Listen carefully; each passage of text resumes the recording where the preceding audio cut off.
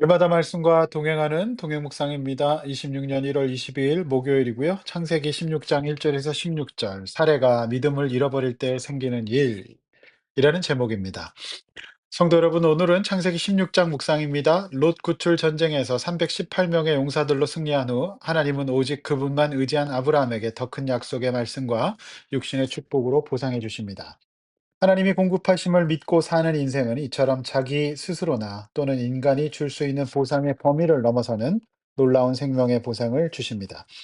그것의 중심은 무자한 그들에게 하늘의 별과 같은 많은 자손을 주시겠다는 것이었습니다. 성도 여러분, 날이 춥습니다.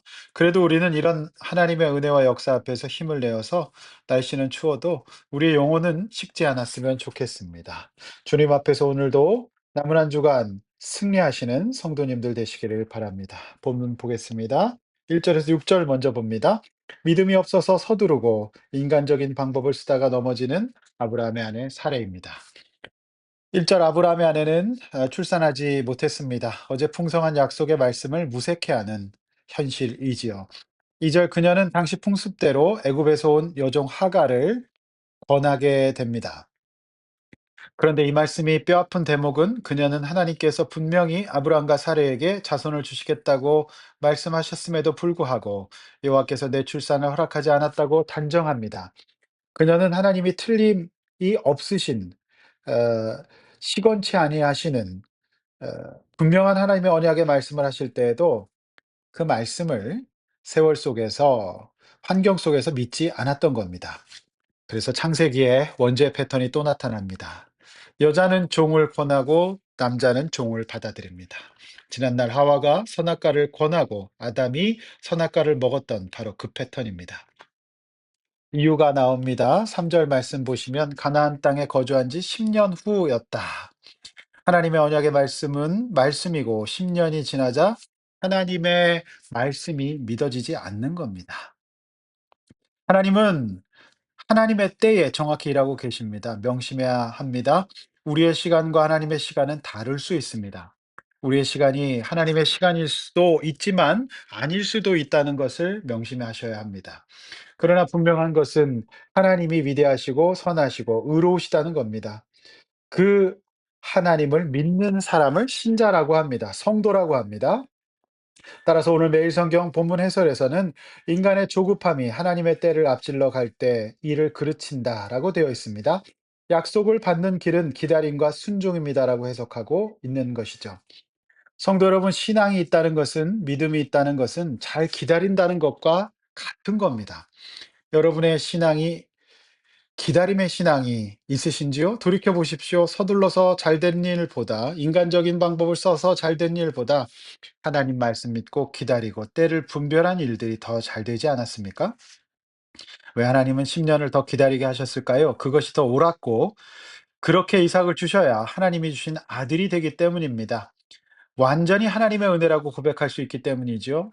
성도 여러분, 요즘 무엇을 단정하고 계십니까? 하나님은 지금도 일하고 계십니다. 절대 단정하지 마십시오. 기다림과 순종으로 오늘의 일용할 양식을 구하고 무엇보다 사례처럼 하나님을 내 생각과 현실로 재단하고 판단하지 마십시오. 하나님 앞에서 마음을 닫지 마십시오. 하나님은 우리를 어쩌면 평생 기다려 오시지 않았습니까? 여러분은 자녀들이 자랄 때까지 어떻게 하십니까? 그냥 잘 기다리지 않습니까? 그 어느 부모가 어린 자녀가 안 자란다고 잡아서 늘리겠습니까? 기다림은 믿음과 한 세트입니다. 믿음은 기다림이고 기다림은 믿음인 것입니다. 아직 아브람과 사라의 믿음이 자라지 않은 상태에서 이삭이 올 수는 없는 겁니다. 그러면 나중에 아브라함은 이삭을 바칠 수가 없을 겁니다. 왜 그렇습니까? 자기 것이니까요. 자기가 낳은 거니까요. 그렇게 되는 겁니다. 그렇게 되면 이삭은 하나님께서 일용할 양식으로 주신 자녀가 아니라 자기가 얻은 자식이 되는 겁니다. 하나님은 그 정도 수준에서 아브라함이 사는 것을 원치 않으셨습니다. 그는 하나님의 뜻대로 사는 그 시대에 하나님의 구별된 백성으로 부르심 입은 겁니다. 문제는 최악으로 꼬입니다. 4절 말씀에서 하갈이 임신하자 여종 하갈은 여주인 사례를 멸시합니다. 누가 이 멸시를 만든 겁니까? 하갈은 애굽 여종으로서 원래 그런 사람입니다. 그런 사람을 남편에게 권했으니 멸시는 사례가 믿음이 없는 데서 만든 자기가 만든 멸시함이었던 겁니다. 그 멸시를 본인이 받은 겁니다. 만든 겁니다. 5절 또 창세기의 원죄 패턴이 보입니다. 어떻게 합니까? 자기가 권해놓고 남편을 탓합니다. 그리고 하나님을 끌어들여 판단해 달라고 합니다. 회개는 없고 남편의 탓과 하나님 탓만 있습니다. 성도 여러분, 최악의 패턴입니다. 저는 우리가 하나님을 원망하지 않았으면 좋겠습니다. 하나님은 옳으시고 선하십니다. 내가 믿음이 없어서 만든 일을 주변 사람과 하나님을 탓하는 창세기의 원죄 구조로 우리는 돌아가지 않아야 합니다. 6절, 아브라함도 무책임합니다. 자, 원죄를 가진 사람에게 이 패턴이 또 보입니다. 임자 좋은 대로 하라고 하는 것이죠. 당신 눈에 좋을 대로 그에게 행하라. 임자 좋은 대로 하라는 말 아니겠습니까? 그러자 사례가 하갈을 학대합니다. 그러자 하갈은 도망하죠. 회개가 이처럼 어렵습니다. 하나님께 용서를 구하는 행위는 사단이 가장 싫어하는 행위고 사단이 금방 떠나가는 행위입니다. 동시에 하나님이 가장 기뻐하시는 행동은 회개입니다. 용서를 구하는 것이죠. 그리고 용서받는 것입니다. 그래서 이 일에는 특별한 하나님의 은혜가 필요한 것입니다. 7절에서 14절 말씀 광야로 도망한 하갈은 하나님께서 만나 주십니다. 9절 그녀를 내 주인 여주인에게 돌아가서 그 수하에 복종하라고 하십니다.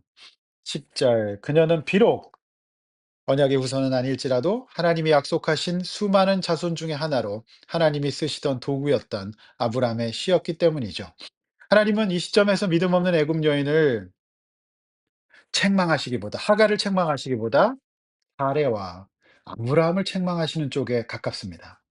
하갈은 그저 여주인이 시키는 대로 했고 물론 교만하여 여주인을 멸시했지만 그것이 그녀의 그릇이었습니다.